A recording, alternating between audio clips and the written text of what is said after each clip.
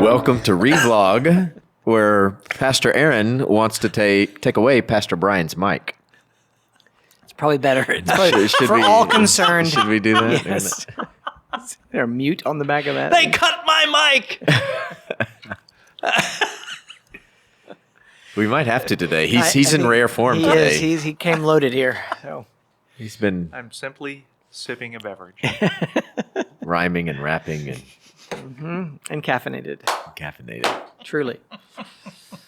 I don't know. Maybe these are his best days. Do you think? His are yet to come, I believe. Brian, we love you. We're going to leave your mic on for now. I thank you. But That's this text we have is it's quite truncated here. That's a very generous way to say Yes. Yes. So I mean we really do need a larger story here. You might even need the whole book of Esther. It kind of works together. Not too much to ask. that. Oh, No, but we're here at 7, and we're leading up to this moment of the sort of final showdown between Esther and Haman here, as they both stand before the king. Boy, and for sure. And Esther's faith is proven out here. So, Aaron, we're going to let you go first. thank you. Thank you. So help us Dang it. step into this text here with Queen Esther. Well, this is my favorite Old Testament story. You know, Can I pause you there for a Yeah. second? Because you told us before. No. Where the short guy is. Okay, I like that one a lot. Is elevated. You like that one a lot. But leave King Bildad, David. the shoe height, the short. No. I like all the Zacchaeuses, the short shepherd. I like all those. Yeah, King right. David. But this is my this favorite. is the height of the And, Old and Testament. you know, for much is made about the book of Esther in that it never names the name of God explicitly, Right, yeah. And yet it just the hand of God is so present, and you see in Mordecai, and you see in Esther herself, and in this very short glimpse of the story, you see her find her legs. I mean, she comes into this with much trepidation. She told initially, don't even tell the people that you're a Jew. Hide that from them. And so, she gets wooed and she's paraded before and is chosen as the king's next queen, but still never reveals her national identity. And then we go along, and then this crisis comes for the people. Haman has this thing out for the Jews, and Mordecai, her cousin, uncle. I always mess that It's her up. cousin. It's a relation. Right. So we have Mordecai here, who is kind of standing outside the gates, always just giving advice and giving some pretty good advice, saying you need to step up. And there's a lot of fear on her part, and some of that fear is well realized. I mean, you see Vashti, the queen that precedes Esther, that it's kind of been thrown away because she doesn't do what the king wants, and so Esther has all this fear. Mordecai says, "Step up. This is your time," because you don't think that just because you're protected like this that you're going to be saved.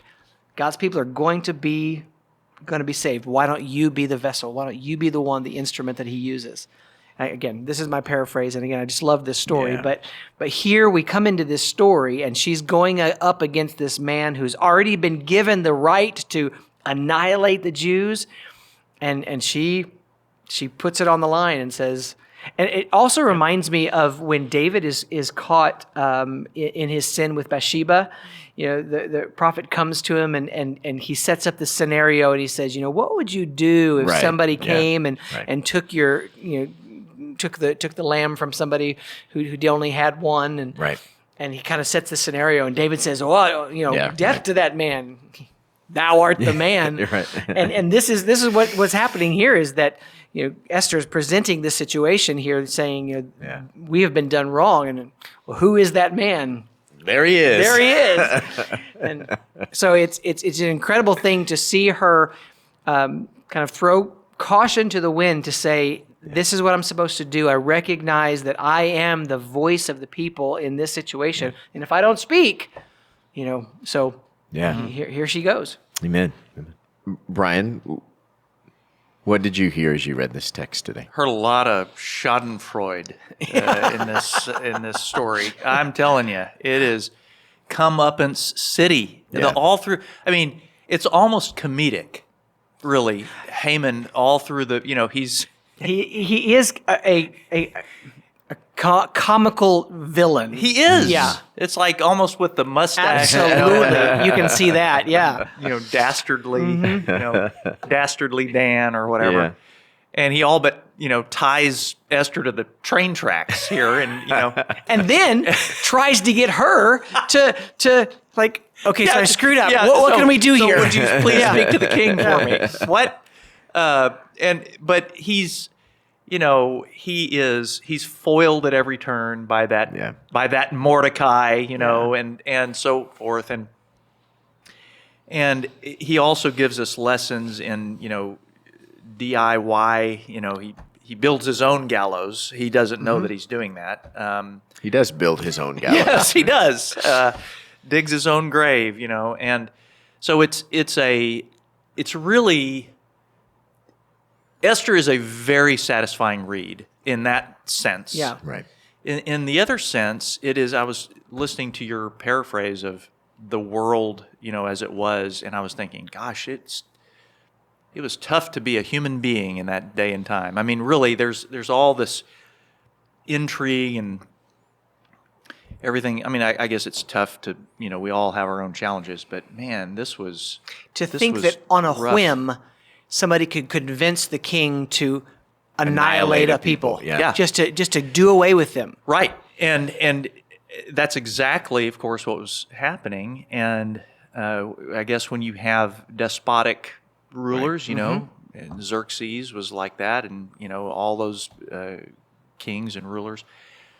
And then you have Esther herself, who is, by all accounts, I mean, we when we read this with our modern sensibilities, we think, boy, she was oppressed, and it's sexist and Yeah. oppressive, and all this.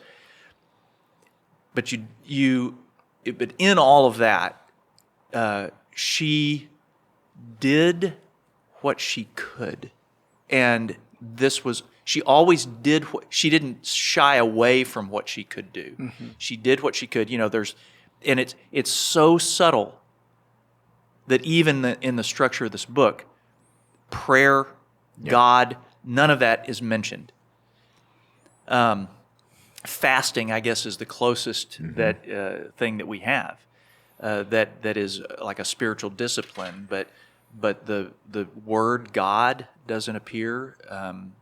Prayer, but we have all of this is taking place under the radar, and clearly God's sovereignty is people are working in sync with that, and working in sync with God, and it is amazing how this happens. And she wields the power that she has and does all she can from where she is. At this moment, she's put into a specific role that has access to certain levers and things that she is allowed to pull. And only certain levers. And use. Yeah. And she uses those opportunities that she has exactly as the Lord would have her to. It's amazing. I mean, it is exactly meticulously balanced, and it's really beautiful. Yeah, amen.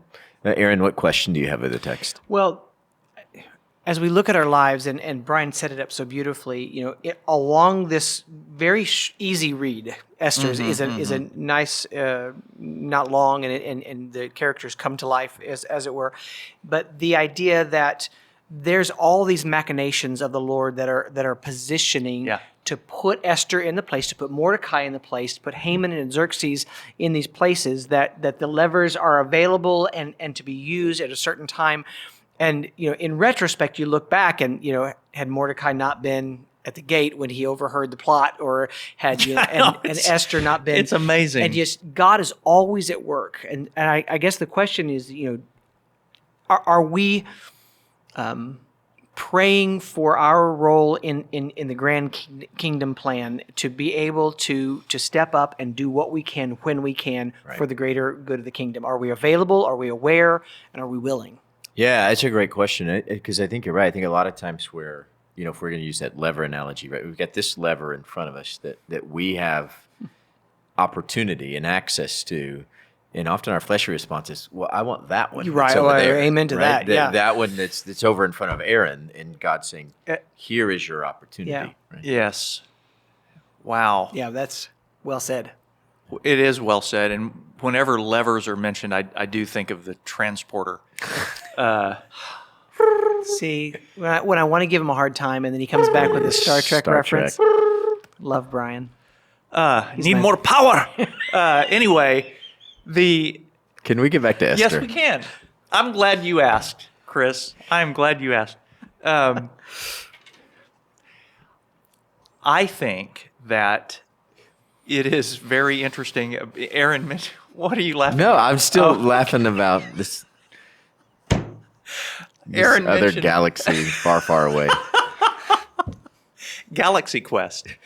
The greatest Star Trek movie ever made.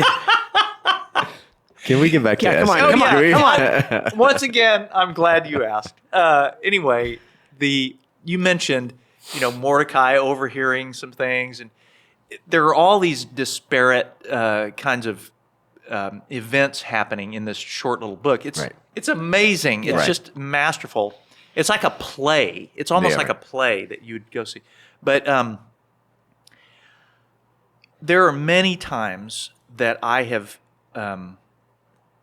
thought nothing is moving. Everything that I am really desperately praying for, and there are things, all of us have those things, and they are burdensome and heartbreaking and all that, and I think nothing is moving. What if there's a Xerxes, reading the history of, like he couldn't sleep one night, the king, and he got up and this was part of all of that, the downfall of Haman and all that. All these disparate events all lined up. And so what if there are things happening right now, and I think there's nothing happening about what I'm praying for, but there are all these other seemingly unrelated events that are happening that are moving for my good, for my family's good, for others' good, that are, and my prayers are a part of that. What if it happens exactly like this? Yeah. And can it still? That's my Amen. question. Amen. And to be clear, because you've mentioned Xerxes a couple times, it's the king in the text is Ahasuerus. Some some translations say Xerxes, and some say So I mean, Ahasuerus. however you say the name as it's. I can say listed here. Xerxes. Yeah, Xerxes is easier to say than Ahasuerus, or however you would. Clearly. you would. Clearly say it that. is. I mean, I can't say either one of them. But. Why don't you right now definitively look in the camera and tell us how we're going to pronounce when we read this on Sunday? Aaron, The king. that is That's what we're gonna say. the big K. Although I think the Lord might take issue with that. Yeah. I don't know. Okay, yeah, that's true. How about King's X? I don't know. Xerxes. No. I don't know. You did that. You did that. I did that. We would love to hear your thoughts on how to pronounce the king's name. How much of this text we should read. If you would comment below.